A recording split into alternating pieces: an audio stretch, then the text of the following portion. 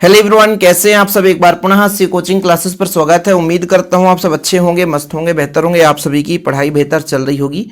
Class 12 chemistry chapter 3 रासायनिक बल गतिकी के बच्चों जितने भी बहुविकल्पी है, रिक्त स्थान वाले, सत्तासत और जो सही जोड़ी में क्वेश्चन पूछे जा सकते हैं, यहाँ पर मैं लेकर आया हूँ। और आप लोग एक एक क्वेश्चन रिवीजन कर लेना और आप लोग देखना आपसे कितना बन रहा है।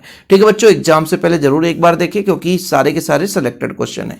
देखिए जो बहुत ही महत्वपूर्ण होंगे उनको जरूर हम मेंशन कर देंगे, आप लोग बिल्कुल उसे याद कर ही लेना। चलिए पहला प्रश्न बच्चों, कारक जो अभिक्रिया के दर को प्रभावित करता है तो कौन सा सही बच्चों? ताप, दाब, सांद्रण। तो रासायनिक अभिक्रिया के दर को प्रभावित करने वाले कारक में आप पढ़ते हैं ताप भी होता है, दाब भी होता है, सांद्रण। तो ये क्वेश्चन काफी महत्वपूर्ण बच्चों, option number D is the correct answer हो जाएगा। उत्प्रेरक वे पदार्थ होते हैं जो रासायनिक अभिक्रिया की गति को क्या करते हैं बच्चों? सिर्फ बढ़ाते हैं, सिर्फ घटाते हैं, बढ़ाते हैं या घटाते हैं, या इनमें से कोई नहीं। बताओ क्या कर सकते हैं बच्चों? तो उत्प्रेरक क्या है? ऐसे पदार्थ है जो रासायनिक अभिक्रिया की दर को घटा भी सकते हैं और बढ़ा भी सकते हैं, इसलिए option number C is the right answer हो जाएगा। प्रथम कोटि अभिक्रिया के लिए टी हाफ है ना, कितना होगा बच्चों? 4 ऑप्शन में बताओ। 4 ऑप्शन में आपका राइट आंसर होगा 0.693। हम इसको ऐसे याद करते हैं बच्चों, 3 3 दूनी 6 3 त्रिकाई 9 बटा के। ठीक है, ऐसे हम याद कर लेते हैं। चलिए अभिक्रिया के पश्चात उत्प्रेरक की मात्रा अपरिवर्तित रहती है, परिवर्तित हो जाती है, बढ़ जाती है या घट जाती है, बताना है बच्चों। देखो अभिक्रिया के पश्चात उत्प्रेरक की मात्रा बच्चों अपरिवर्तित रहेगी, क्योंकि भले रासायनिक अभिक्रिया में क्या है योगदान देती है लेकिन वो बदलती नहीं है। उसका विघटन बहुत कम मात्रा में जुड़ करके अभिक्रिया संपन्न करा देता है लेकिन फिर मूल स्थिति में आ जाता है। ठीक है, तो ऑप्शन नंबर फर्स्ट हो जाएगा। उतना महत्वपूर्ण नहीं है, ऊपर के 3 क्वेश्चन काफी महत्वपूर्ण थे। प्रथम कोटि अभिक्रिया के लिए वेग स्थिरांक की इकाई, ये महत्वपूर्ण है बच्चों। प्रथम कोटि अभिक्रिया के लिए वेग इकाई सेकेंड इनवर्स है, mole litre mole inverse second inverse या mole litre inverse second inverse.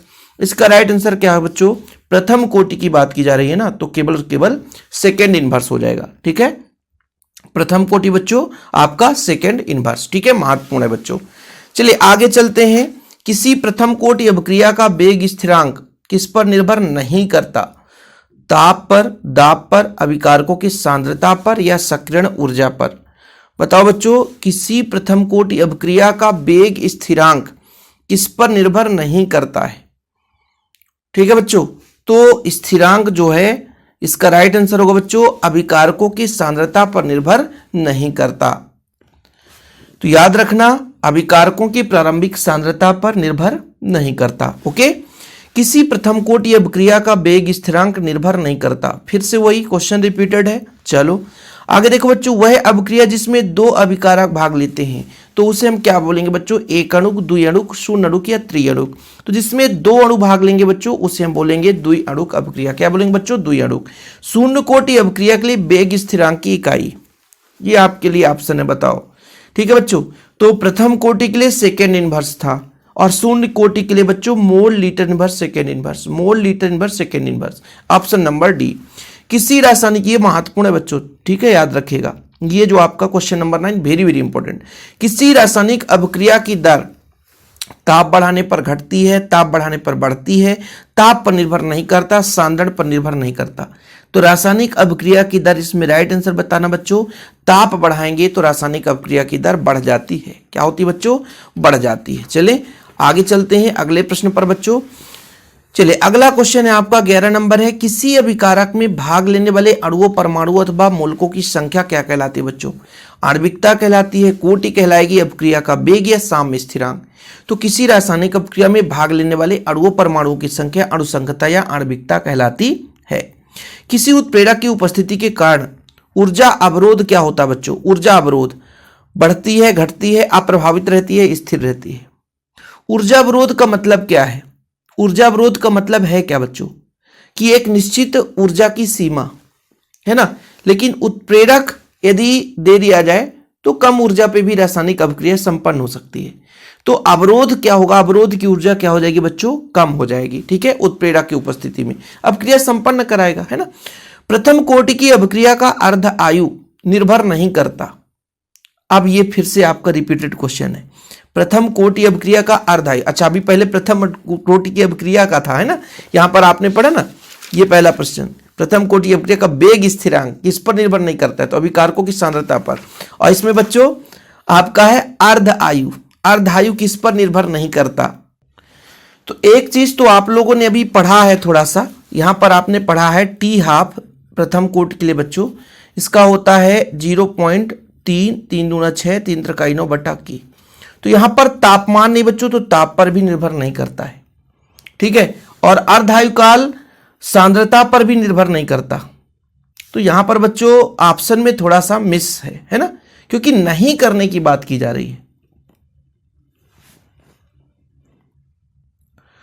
जो आपका अर्धायु काल होता है वो प्रारंभिक सांद्रण पर निर्भर करता है, लेकिन प्रथम कोटि का अभिक्रिया जो अर्धायु काल है वो सांद्रता पर निर्भर नहीं करता। इसलिए ऐसे क्वेश्चन बच्चों एग्जाम में पूछे ही नहीं जाएंगे जो डाउटफुल रहेगा। इसमें आप लोगों का तापक्रम पर भी निर्भर नहीं करता बच्चों, ना ही अभिकारक के प्रतिकारण के प्रारंभिक सांद्रण पर। हालांकि यहां पर यदि ऐसा आंसर आएगा तो तापक्रम पर लगा देना कि ताप पर निर्भर नहीं करता, देख सकते हो आप, ठीक है, ताप है ही नहीं इसमें। किसी वस्तु के प्रतिक्रिया करने का दर है ना निर्भर करता है परमाणु भार। किसी वस्तु के प्रतिक्रिया करने की दर किस पर निर्भर करता है बच्चों? परमाणु भार पर, समतुल्य भार पर, अणु भार पर, सक्रिय भार पर। तो ये उतना महत्वपूर्ण नहीं है, इसे भी आप छोड़ सकते हो, लेकिन इसका आंसर हो जाएगा आपका सक्रिय भार पर। सक्रिय भार की नहीं, सक्रिय मात्रा कितना है। किसी शून्य कोटि अभिक्रिया की दर किसके यहाँ पे क्या है, किसी शून्य कोटि अभिक्रिया की दर निश्चित रहती है, समय के साथ बढ़ती है, समय के साथ घटती है, पहले घटती है, कभी बढ़ती है, बताओ। तो बच्चों शून्य कोटि अभिक्रिया की दर स्थिर रहती है। क्यों? क्योंकि अभिकारक के सांद्रण पर बिल्कुल निर्भर ही नहीं करती है, ठीक है। किसी रासायनिक अभिक्रिया में वेग निर्धारण पद होता है, बताओ बच्चों। मंद पद, ये महत्वपूर्ण है, ये बहुत ही महत्वपूर्ण है। तो जो रासायनिक अभिक्रिया सबसे धीमी गति से होती है उसी के आधार पर वेग का निर्धारण किया जाता है बच्चों, इसलिए मंद पद ऑप्शन नंबर फर्स्ट हो जाएगा। इसके बाद आगे चलते हैं। क्वेश्चन नंबर 17 बच्चों, किसी रासायनिक अभिक्रिया में किसी भी क्षण ज्ञात किया गया वेग क्या कहलाता है? किसी क्षण यानी अल्प समय में जो ज्ञात किया जाता है उसे क्या बोलते हैं बच्चों? किसी क्षण की बात की जा रही है, इसलिए यहां पे आपको तात्क्षणिक वेग दिख रहा होगा। तो राइट आंसर हो जाएगा तात्क्षणिक वेग। सक्रिय संकर की ऊर्जा होती है अभिकारक की ऊर्जा से अधिक, उत्पाद की ऊर्जा से अधिक, अभिकारक तथा उत्पाद की ऊर्जा से अधिक, दोनों से 4 गुनी। तो इसका आंसर बच्चों सक्रिय संकर की ऊर्जा होती है अभिकारक और उत्पाद से थोड़ा सा दोनों से अधिक होगा, सी नंबर हो जाएगा।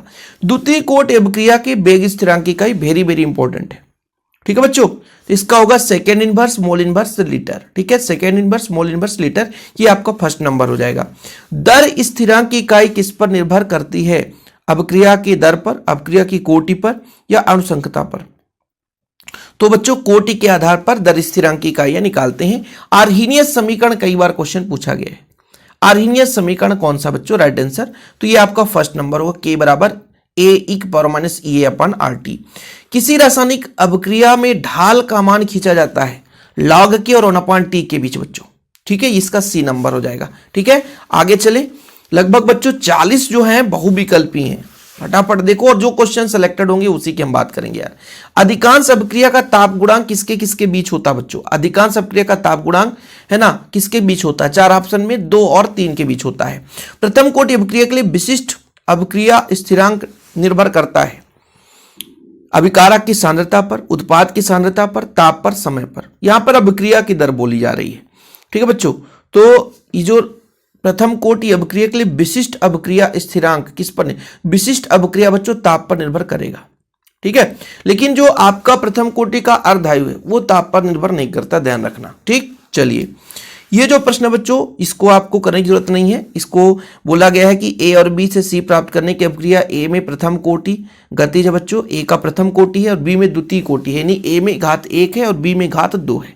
द्वितीय कोटि मतलब घात 2, ए में घात 1, बी में 2 है बच्चों, ये राइट आंसर हो जाएगा। रासायनिक अभिक्रिया की दर किस पर निर्भर करती है? किस पर निर्भर करेगी बच्चों? ये रिपीटेड क्वेश्चन अभी पढ़ लिया आपने, सक्रिय भार पर, तो फर्स्ट नंबर हो जाएगा। भाई सक्रिय मतलब जो क्रियाशील है, कोई भी काम हो जो सक्रिय व्यक्ति काम करेगा तभी तो काम होगा, तो सक्रिय पर निर्भर करता है। किसी अभिक्रिया का वेग स्थिरांक निम्न में से किस कारक के वृद्धि के साथ बढ़ता है? ठीक है बच्चों, यदि वेग स्थिरांक की बात करेंगे बच्चों तो ताप बढ़ाएंगे तो प्रति 10 डिग्री सेल्सियस है ना अभिक्रिया 2 गुनी हो जाती है। चले आगे चलते हैं, ठीक है बच्चों। अणुओं की अभिक्रिया में भाग लेने वाले न्यूनतम आवश्यक ऊर्जा मतलब भाई कोई रासायनिक अभिक्रिया संपन्न हो उसकी न्यूनतम भाग लेने हेतु न्यूनतम आवश्यक ऊर्जा क्या कहलाता है बच्चों? ठीक है, तो भाई आवश्यक यानी रासायनिक अभिक्रिया संपन्न हो उसके लिए जो ऊर्जा दी जाती है उसे हम सक्रियण ऊर्जा के नाम से जानते हैं। द्रव्यानुपाती क्रिया का नियम किसने दिया? ठीक है बच्चों, तो गुल्डबर्ग एवं बागे ने दिया था। इसकी अभिक्रिया की कोटि क्या बच्चों? दोनों को जोड़ दो। अभिक्रिया की कोटि जब जोड़ोगे तो 4/2 आएगा, काट दोगे तो 2 आ जाएगा आंसर। ठीक है, तो कौन सा है भाई? Option number D. ठीक है बच्चों, चलिए औसत अभिक्रिया दर का सूत्र क्या है बच्चों? औसत की बात की जा रही है तो delta x upon delta T. ठीक है, औसत तात्क्षणिक होता तब लिमिट लगाते। आणविकता का संभव मान नहीं है, भिन्नात्मक मान नहीं होता बच्चों। ठीक है, तो 1/2 सही नहीं है। ये कौन सी कोटि की है? तो 2 अणु भाग ले रहे हैं तो द्वितीय कोटि। 2 अणु भाग ले बच्चों तो, लेकिन बच्चों ये शून्य कोटि है, याद रखना, ये दिखता नहीं है, ये है। ये कई बार एग्जाम्पल पूछा गया कि 1 और 2 अणु है इसलिए द्वितीय कोटि, जबकि बच्चों इसका जब हम क्रियाविधि निर्धारण करते हैं तो शून्य कोटि निकल कर आता है, इसलिए तो ये क्वेश्चन ऐड किया गया है। चलिए आगे चलते हैं बच्चों। किसी अभिक्रिया का वेग अभिक्रिया की प्रगति के साथ, अभिक्रिया का वेग क्या होगा बच्चों? भाई धीरे धीरे कम होते जाएगा तो घटेगा। निम्नलिखित में से वह कारक जिस पर शून्य कोटि की अभिक्रिया दर स्वतंत्र रहती है बच्चों, वो क्या कहलाता है? अभिकारकों का सांद्रण, है ना। चलिए, किसी अभिक्रिया का तापक्रम बढ़ाने पर क्रिया दर अधिक बढ़ जाने का मुख्य कारण क्या है बच्चों? क्यों बढ़ जाएगा? क्योंकि जैसे अभिक्रिया का ताप बढ़ाएंगे तो टक्कर बढ़ेगा, टक्कर बढ़ेगा, रासायनिक अभिक्रिया की दर बढ़ेगी, इसलिए फर्स्ट नंबर राइट आंसर हो जाएगा। किसी अभिक्रिया का वेग क्रिया कारकों की सांद्रता पर निर्भर नहीं करता। यह अभिक्रिया कौन सा बच्चों? प्रथम कोटि का होगा, द्वितीय कोटि का होगा, तृतीय कोटि का है, शून्य कोटि का?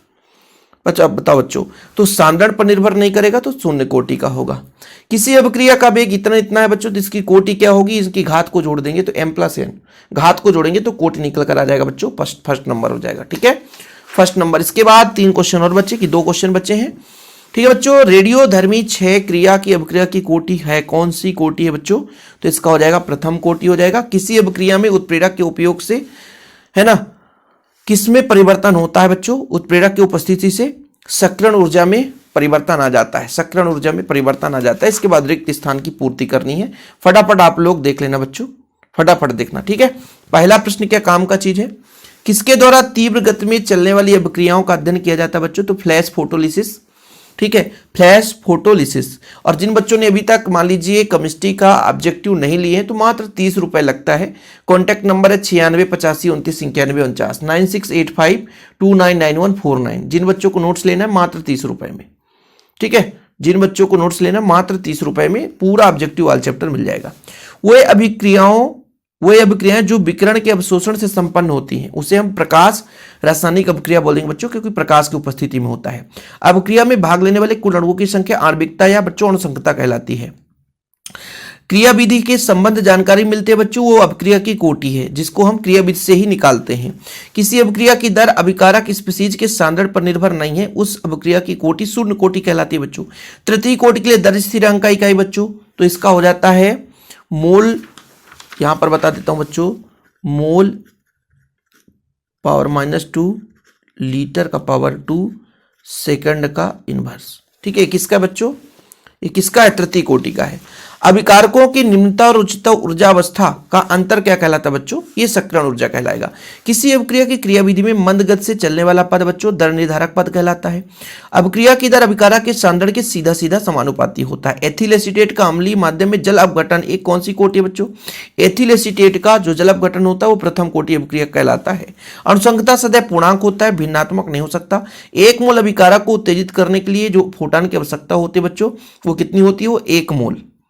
ठीक है, 1 मोल फोटॉन की आवश्यकता होगी। ठीक है, अगला प्रश्न बच्चों सेंटीमीटर इनवर्स लिखा है, लेकिन यहां पर सेकेंड इनवर्स होना चाहिए। सेकेंड इनवर्स किसकी इकाई है? तो बच्चों वो आपके प्रथम कोटि अभिक्रिया की इकाई है। ठीक है, प्रथम कोटि अभिक्रिया का समाकलित दर समीकरण कितना होता है? तो ये आपको फार्मूला लिखना है। कितना लिखना है बच्चों प्रथम कोटि अभिक्रिया के लिए? तो मैं आपको यहां पे बता देता हूं, 2.303 अपान बच्चों किसके लिए बोला है? दर, तो नीचे टी होगा बच्चों, फिर हो जाएगा log a अपान a-x। ठीक है, ये अपना फार्मूला हो जाता है, ये सबको पता है ना। प्रथम कोटि अभिक्रिया के लिए वेग स्थिरांक की इकाई बच्चों आपका हो जाएगा क्या? Second inverse. यहाँ पे सेकेंड इनवर्स का प्रथम कोटि था, प्रथम कोटि का सेकेंड इनवर्स। ठीक, क्वेश्चन ऐसे मान लीजिए घुमा देगा तो आप लोगों से बन जाएगा यार, आप काफी समझदार हो। ठीक है, अभिक्रिया की किसका मान शून्य नहीं हो सकता है? बताओ बच्चों, आणविकता का मान शून्य नहीं होगा। ठीक है, कोटि भले शून्य हो जाए लेकिन आणविकता का मान शून्य नहीं हो सकता है। एथिल एसीटेट का जल अपघटन कौन सा कोटि है बच्चों? ये आपने पढ़ लिया, प्रथम कोटि है। प्रकाश संश्लेषण कौन सी रासायनिक अभिक्रिया बच्चों? ठीक है, तो इसका होगा बच्चों प्रकाश संश्लेषण एक अभिक्रिया है। तो ये बच्चों प्रकाश संश्लेषण की क्रिया कौन सी कोटि की अभिक्रिया है बताना है आपको। तो ये शून्य कोटि कहलाता बच्चों। ठीक है, सांद्रण पर निर्भर नहीं करता, इसलिए शून्य कोटि है।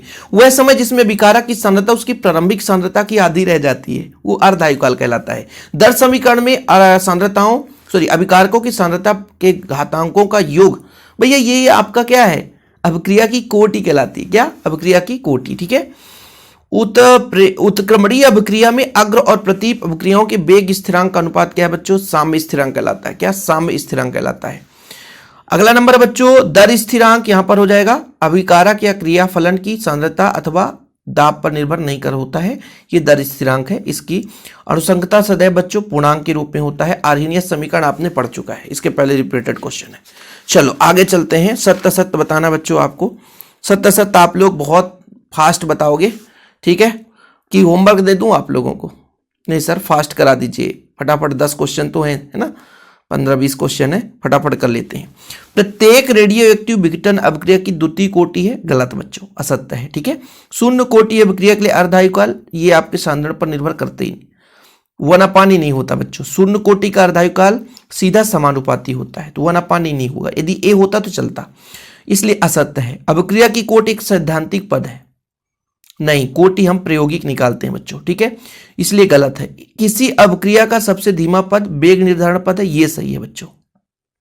तृतीय कोटि अभिक्रिया का इकाई ये मोल इनवर्स सेकंड इनवर्स नहीं, अभी आपने देखा था बच्चों, है ना, मोल आपने भी इसके पहले पढ़ा था, मोल का power -2 litre square second inverse, ये होता है तृतीय कोटि।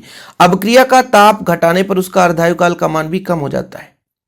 ताप घटाएंगे तो अर्धायुकाल का मान कम हो जाएगा, इसमें परिवर्तन नहीं होगी, इसलिए असत्य है। शून्य कोटि अभिक्रिया के लिए अर्धायुकाल अभिकारक की सांद्रता पर निर्भर नहीं, ये भी असत्य है।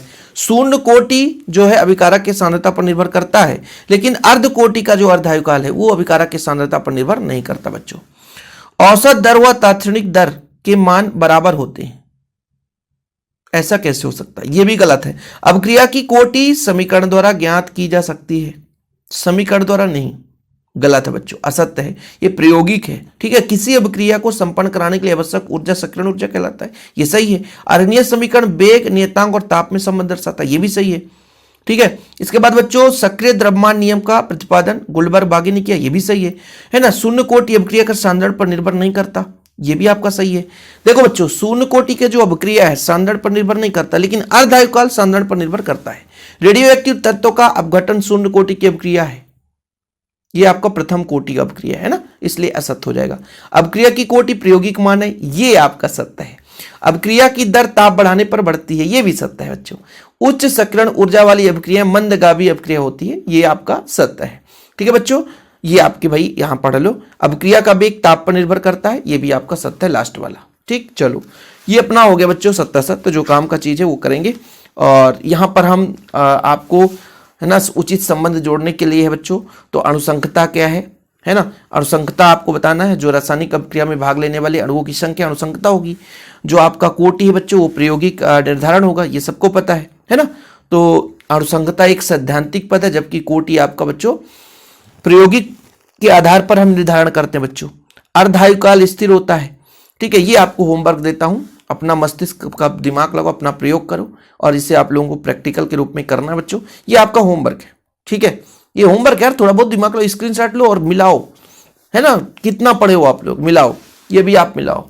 बाकी जो नोट्स लेंगे उसमें आंसर भी रहता है। नोट्स में जो लेते हैं बच्चों उसके लास्ट पेज में आंसर भी रहता है, तो आप परेशान मत होना, आंसर भी आप लोग देख लिया करना। और इसके बाद भी इसमें ऑनलाइन फैक्ट के जैसे भी यहाँ ऑनलाइन फैक्ट मैंने नहीं कराया, वो हमारे PDF में अवेलेबल रहता है। आप परेशान ना हो, नोट्स जरूर ले लें। ऑब्जेक्टिव के मात्र 30 रुपए में बढ़िया नोट्स मिलता है और प्रॉपर तैयारी करें। जय हिंद, वंदे मातरम।